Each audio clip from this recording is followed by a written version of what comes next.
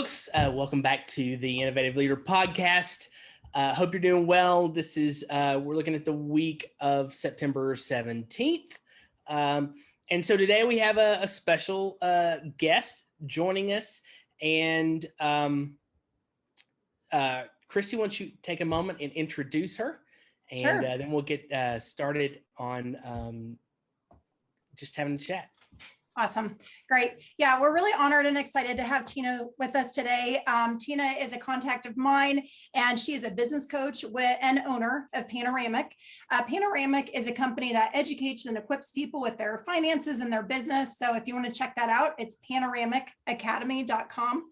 And Tina is a CPA by trade. She's been in business for over 30 years. Most recently, she has bought and sold, grown and sold then an HVAC company to a private equity firm. So lots of experience that has happened over the last couple of years with that. And right now, and in her past, really what she does is she helps businesses and business leaders, roughly over 50 business leaders and owners in up to 5 different countries, right? Is that, Tina, correct? In the world. She's super passionate about owners taking control of their business. And she has seen a big difference in how people operate when they are taking control of their business versus when their business is kind of taking control of them. And that is what we're going to jump into today. We're going to talk about autopiloting your business, and that there is a difference in how we can operate, the choices and decisions we can make. Tina brings not only her experience as a consultant and a coach, but she walked the talk and did this herself in the HVAC company, as well as in her company that she is growing and building right now. So Tina, we're super excited to have you here, and we're just going to spend today asking you some questions and your expertise on how do people autopilot their business? What does that mean? What does it look like? Exactly. Awesome, exciting. Go ahead. I'm excited to be here. Thank you so much for the invite. Oh, you're welcome. So Tina, you know, one of the things we talk about, Christy and I talk about a lot in Leadership 4.0 is about creating a team, really being able to allow your team to function. And as a leader, you essentially function as a coach in so many ways. But in small businesses, obviously or even medium-sized businesses, that's a much different, much more difficult. It's much harder to do simply because you're having to wear so many hats, right? So one of the things that we as leaders need to do is to teach our team to effectively make decisions on their own. And so one of the questions that I have on that is, you know, why is it important to do that? What's the kind of the problem or the issue if you don't work with your team and empower them to make decisions without having to go through you every time they make a decision? Well, one of the biggest things is the business will always be dependent on you. The likelihood of you being able to take a real vacation, have real control of your time, money, and energy, you're always kind of stuck in the business. And so your business never has the opportunity to mature. And so think about it, when you're raising a kid, is it easier for you to tie the shoes for them every morning? Or should you take the time, invest that time on the front end and teach them how to do it? So that way your child eventually becomes independent and matures. And so we need to think about our businesses that way too. We've got such a mindset of we need to always be in this struggle. Business is always supposed to be hard, but you can move through that and empower your team. It takes a village to build a business. And so we need to invite, if we've taken the time to hire the right people, why not empower them and invite them in and allow them to make those decisions, so that way we can work on the business and rely on our team to get the things done that they need to take care of our customers. And so it's really just kind of it's a choice. Do you want the business to always be dependent on you? Or do you want to invest that time to teach your team to make those decisions in your absence? Yeah, that's go ahead, Christy. Well, that's great. And I think it's super relevant. I was actually having that conversation with one of my coaching clients this week, and we were talking about the exact same tying your shoes and kind of two challenges. So number one, teaching them to tie their shoes is sometimes, of course, easier said than done, right? So then let's say that the owner communicates, okay, we need to be tying our shoes and we're wearing tie tennis shoes. But then you have a business leader, maybe it's your integrator, maybe it's the operator, operations, or another leader in your company who is more responsible for holding them accountable for tying their shoes. And we all know how people, ourselves, many people struggle with accountability. Mm-hmm. And so often with accountability, it's easier to go, oh, it's fine, just wear your flip-flops, don't worry about it. And so so out of like the craziness, it's so busy, I don't have time to retrain you how to tie your shoes, and you did it wrong, they're in a knot and they're a mess, so whatever, just put on your flip-flops or get out the Velcro and it's fine. And we kind of let it go rather than taking that minute to stop and retie how to tie your tennis shoes and to hold the standard of tying your tennis shoes, and to not only empower them, but to be consistent with that message, because we are busy and we don't have time. So it's this catch-22. How do you deal with that? Well, you've got to kind of really identify, why do you not have the time?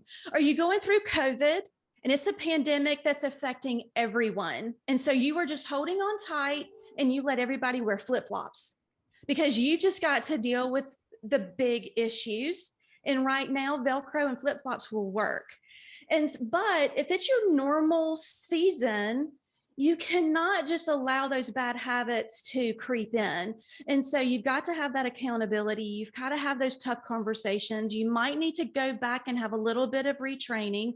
You know, sometimes as business owners, we want to say something one time. We want to train someone one time. We want them to get it done. We don't want to talk about it again because we're moving on to the next thing. But as business owners, we've got to go back. We've got to circle back to that conversation and make sure that we're holding them accountable. And that's where it comes in to where instead of having a 30,000 page employee manual with all these rules, you need to have a clear set core values. And these are the rules that help us keep on track, and you enforce those rules. Because if you've got a whole bunch of rules and nobody's following them, then why do you have them? And so it just kind of depends on why that has kind of grown to where everybody's wearing flip-flops. Is it temporary, you're getting through COVID, or has this become permanent? And you need to really kind of go back to the drawing board and lay that foundation right again. Yeah, that's great. I was talking with someone else today about that concept of the longer we're wearing flip-flops, the more that becomes the norm. And so sometimes we feel like flip-flops are an exception, but an exception is a very short period of time. And even our good habits and our bad habits take really less than 30 days to form. Mm-hmm. And so if we are wearing flip-flops for 30 days, which COVID, great example, has been much longer than that, it now has become the norm or the new standard, which now is harder because you have to break the flip-flop habit and train how to tie your tennis shoes. So great point. So I like what you said, core values, understanding your core values, understanding the commitment and the standard of what you want to be setting a standard for, tying those tennis shoes, repeat and retrain. You can't just train it once, you have to repeat and retrain. And then that really is the accountability. So you're empowering them to do it, but then you're holding them accountable to hold that standard. Awesome, love it. Yeah, do you think that we sometimes, especially on the training side, it feels like we give them a fire hose instead of giving them a garden hose. And by that, I mean that, you know, we just throw everything at them and then expect them to learn it, as opposed to having an effective training strategy so that we can do some things, you know, over 30 days, some things over a 60-day span with repetition, with, you know, kind of building blocks, those kinds of things. I just think about sometimes the trainings that we that we have for our employees, depending on the business, it can be overwhelming when you first walk into it.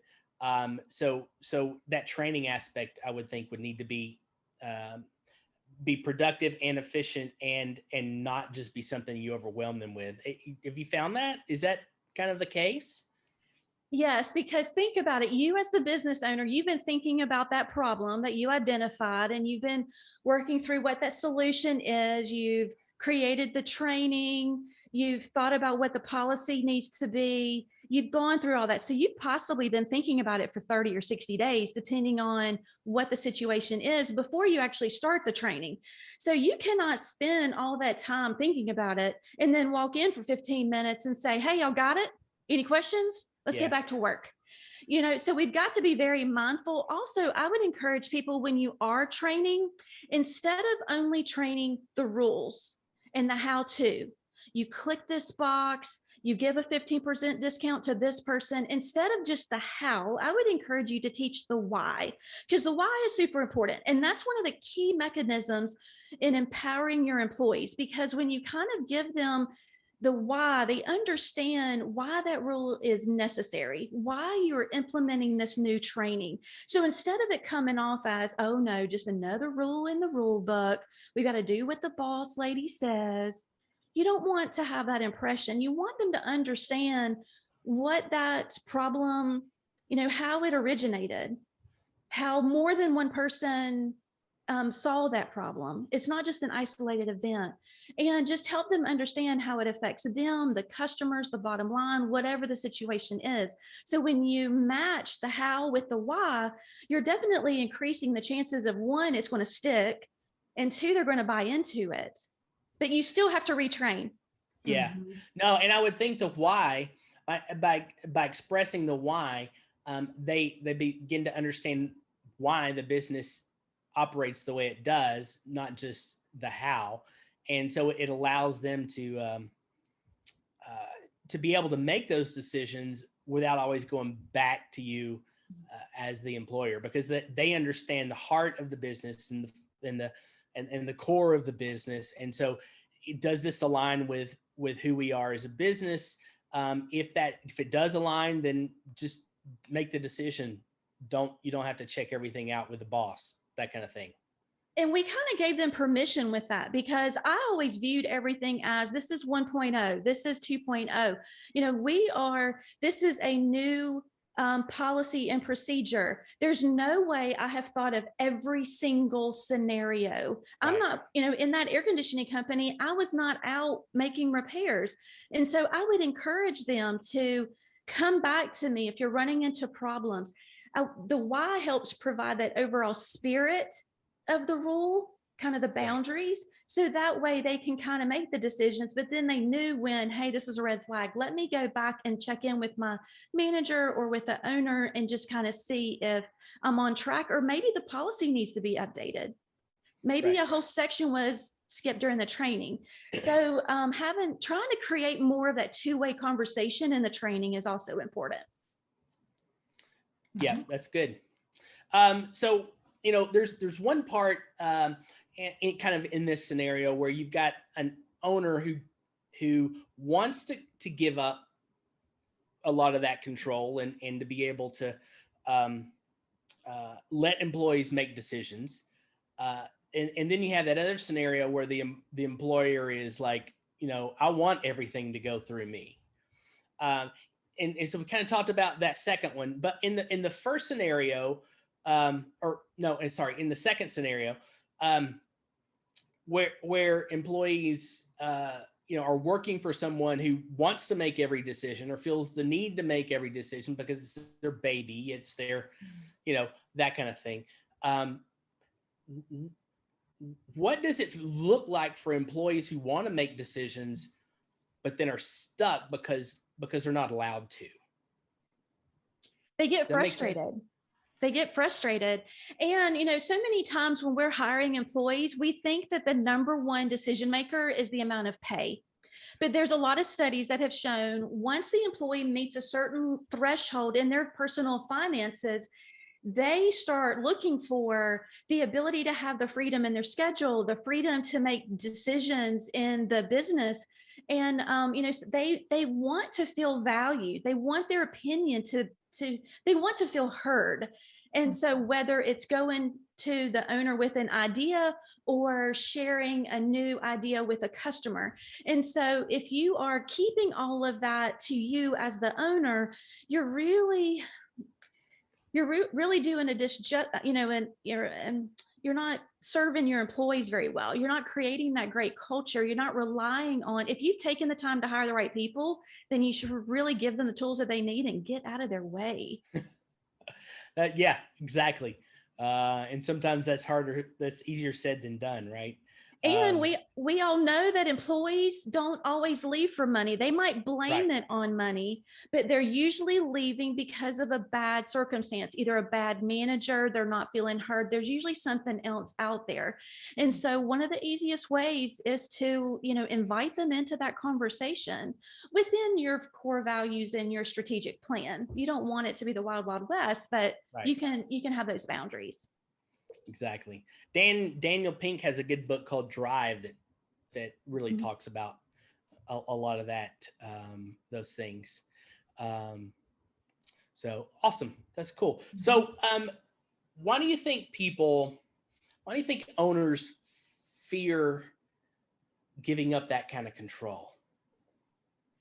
Well, most business owners are control freaks. At least that's been my experience with the owners that I've worked with and networked with. And so, we're just naturally we want to maintain that control. Also, I believe that, a lot of us, when we think about our previous employment, have we ever seen that in our previous employer? So, and sometimes if we've never seen it, we've never experienced it, and then we don't necessarily know how to do it, then that all adds fear as well. And so I think a lot of that just really adds to it. Also, keep in mind, a lot of business owners think that when we're talking about giving up control and allowing our employees to make decisions, that we're just allowing them to make every major financial strategic decision. But I'm talking about just the low-hanging fruit. Like, how many times a week are you asked about, can I give this customer a discount? How much should I charge? Can Sally take a day off? We've made a mistake. How do we correct it?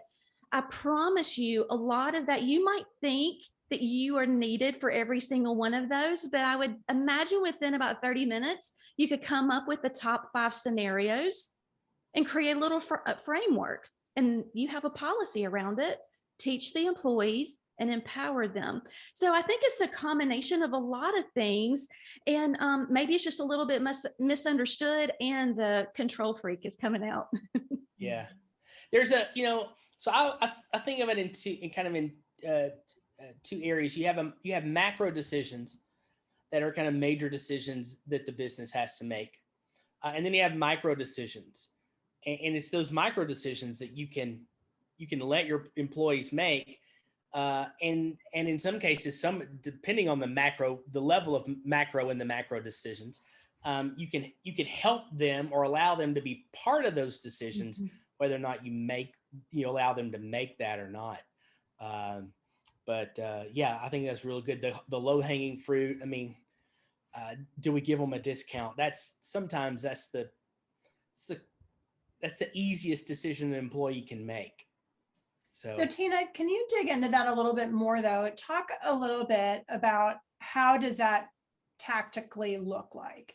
So sometimes I do agree with you that I think a lot of owners are control freaks. However, I guess I would say a lot of owners don't mean to be control freaks, and they feel caught in this catch-22 where they've experienced mistakes, lost money, and a lost customer, things that are a really big deal. And they're like, this ultimately is my business, and there's not going to be a business if we keep making mistakes like this. And so then they get caught in this catch-22 between feeling anxious or nervous or just prudent to check up on something, which then feels like micromanaging or controlling.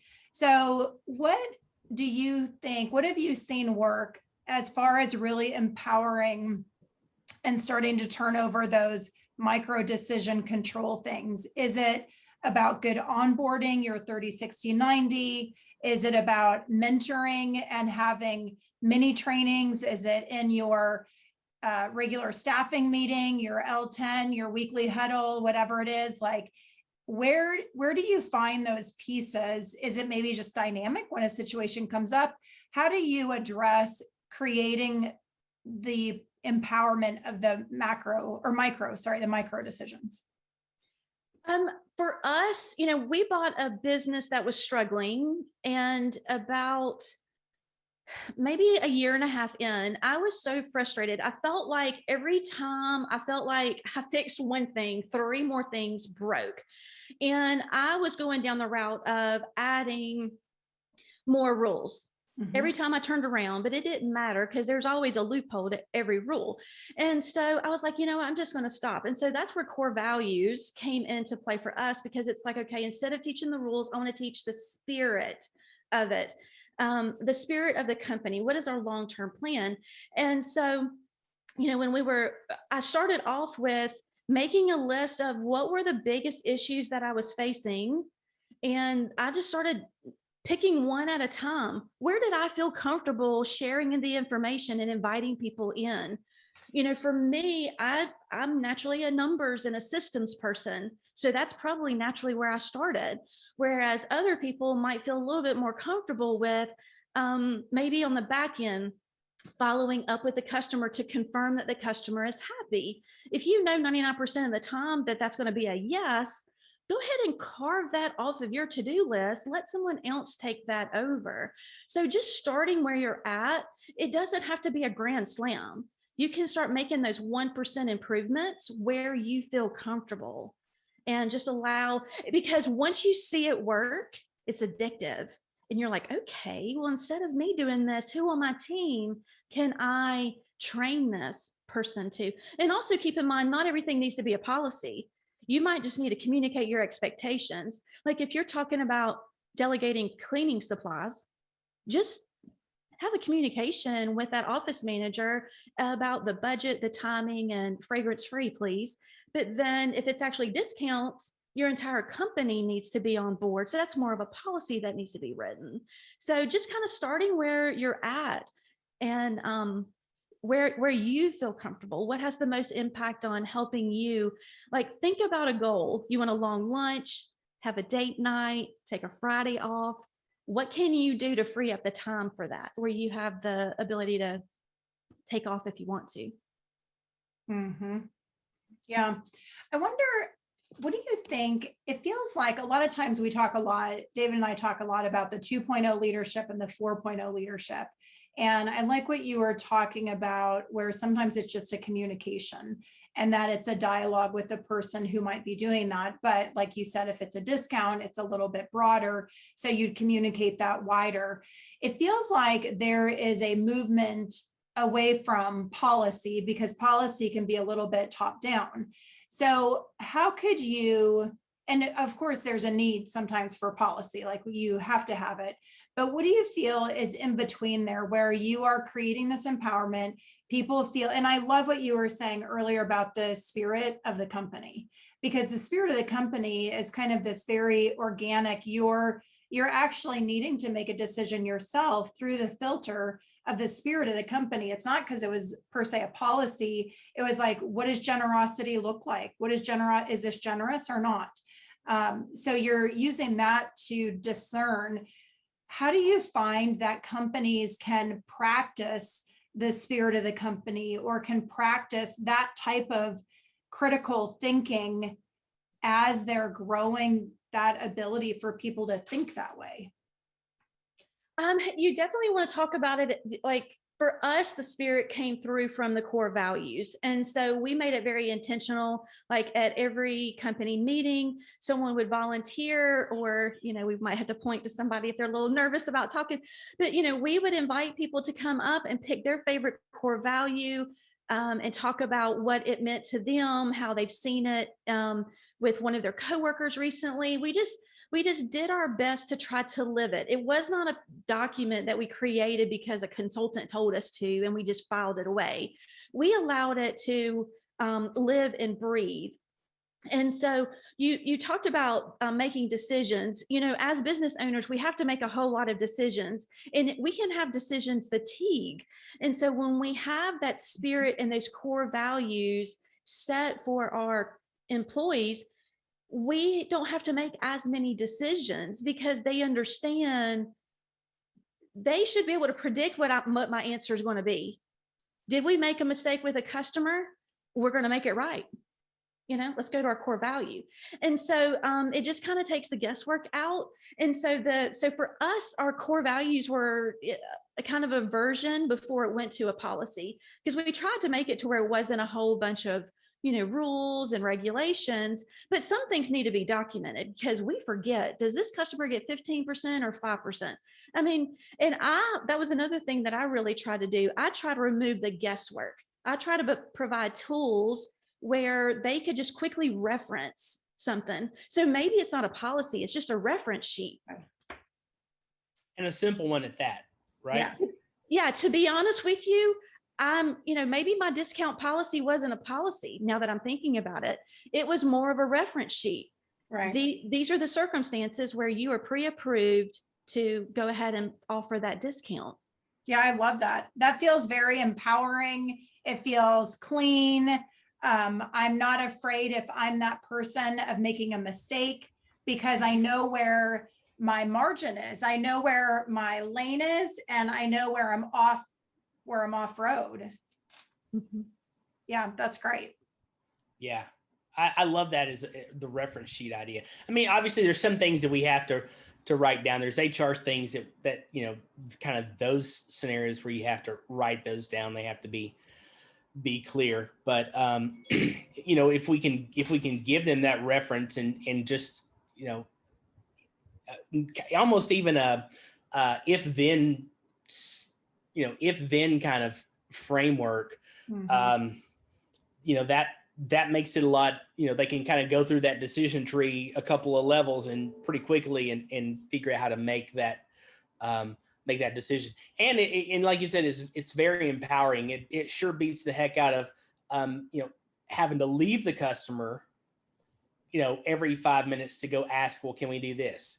Then we have to go back. Can we do this? Those kinds of things, which, from my standpoint, it frustrates me. If somebody's having to go back and forth 3 or 4 times to make a decision, especially if it's not that complicated of a decision. So, and our customers are very smart. Our customers are sitting there thinking, why can't this person just sit here and answer my question? Right. Surely they've been asked this question before. And so it not only empowers the employee, but it actually makes your customer happier. So Yeah. It's a win-win. Absolutely. Absolutely. So oftentimes, I think of rules as guardrails. That's kind of the framework that, in the company I work for, and obviously the HR rules and things like that you need to follow, but I'm kind of have a guardrail mentality. Just keep it between the guardrails and we're all okay. How do you think that works for employees to have that leeway? Is it, and we've probably kind of talked about this already, but to have that area where they can move, and I know some of the notes I had, maybe the idea of bowling alley bumpers, those kinds of things. How important is that, just in the general scheme of leading an organization, not even just a specific kind of business, but in leading people, to have them have those guardrails or those bumpers, so that they can have that freedom to move around. Well, yeah, the bowling alley bumpers are really cool because you think about when a kid is learning how to bowl, you put the the bumpers down so that way they don't get a gutter ball. Well, Yeah. your employees don't want a gutter ball either. Your employees, the last thing they want to do is to put their neck out on the line and they get reprimanded because they made the wrong decision. And so when you give them that information that's structured within the bowling alley lane, I mean, the bowling alley bumpers, you're equipping the employees, you're giving them what they need, you're taking away some of that fear of failure, but then you're also identifying what are those outside boundaries? When is this a red flag? And so one of the things that it makes me think about when, you know, with my air conditioning company, we would have water would leak out of the condensate line. So if the line was in the attic, it would come through the ceiling into the living room. Unfortunately, it happened. It was a cost of doing business. That wasn't something that I needed to talk to my employees about. Water came through the ceiling. If it was because of the air conditioning system, we need to make it right. And so my employees knew who to call, what the budget was, and they were able to take care of it. And so they knew how to stay within that lane, but then they also knew the red flags. If the customer stopped communicating, if the customer mentioned, I'm going to talk to my lawyer, those were some of the things that they knew I need to talk to a manager or to Tina. And so those bowling alley bumpers just really help provide that framework, build their confidence, but then also identify when you do need to get involved, because sometimes you do. Yeah, it gives you that ability. It gives them that safe space to make those decisions and not feel like they're going to get their hand slapped. Yeah. So, I know which I think is to wrap up. Oh, sorry. Go ahead, David. No, go ahead. I know we're gonna have to wrap up soon, and I don't know if this is throwing too big of a can out there real quick, but I think it's related to what we were just talking about. And I know that you also talk about open book management. And there's a lot of pros and cons to open book management that's very vulnerable for a lot of owners to just have open books. But yet it's also a way that an employee or a team, at least the leadership, can be aware of what's happening in an organization in order to make decisions to make it right, or to know where there's a flag or whatever. So I feel like that's related to the empowerment, is knowing your dashboard. It's almost like flying a plane without part of the dashboard showing. And we're saying, okay, just fly the plane with these values, but you don't get to see this part. So what are your thoughts about how much information you're sharing and what information you're sharing, and how does that contribute to really automating your business and empowering people? The traditional open book management, you would open up and share your balance sheet and your profit and loss statement. I never shared all of that because you've got to keep in mind that most of your employees do not understand how to use that information. And so that can open up more questions than it actually answers. So you can always start off small by actually, giving your employees the numbers and the information that they need to actually impact their world, that they are actually directly able to impact. So does the number 36% mean anything to y'all? No. From a financial statement standpoint? Okay, 36% is the amount of net profit that the general public believes all companies earn. So I want you to think about it. Your bottom line net profit divided by your total sales. The general population, which includes your employees and your customers, believe that your bottom line is 36%. When actuality in 212 industries, it's only 3%. So you've got a big gap between their perception and your reality. And so anything that you can do to try to bridge that gap will really help them understand what the business really goes through, because right now they're only seeing the amount the customer pays on the invoice and how much they're paid in their payroll. And they assume that the difference, that you're swimming in $100 bills every day, but that just doesn't happen because you've got a lot of expenses. Right. And so one of the little exercises that we did was we just kept it very simple. We did not share the profit and loss statement. We actually shared the top 5 expenses. We were a service company. I did not share labor because when you see the total labor, that can really kind of blow people's mind. But if you take labor out of it, what are the top 5 kind of overhead expenses? Usually that's marketing, employee benefits, insurance, building expenses, and then also company vehicles. And so it may help the numbers come to life. You'll help bridge that gap where, like, if you show them a postcard that you mail to 5,000 customers, pass it around and ask them, how much do you think it costs us to design, print, and mail this to our customers? If you still, we did this exercise the first time and we were still in the yellow pages. So I actually passed the yellow pages around because that's shocking how much we paid for the yellow pages. And they were like, what? We paid that much? So I didn't share labor numbers, but I did share how much we would spend on like marketing because they needed to understand that a little bit. Also keep in mind, they pay for insurance. They pay for a home so they can understand building expenses. They pay for their personal car so they can understand company vehicles. And they also can directly affect that. They can turn the lights off and help us keep our utilities down. They can help us remember to have the oil changed in their company vehicle so we don't have so many repairs.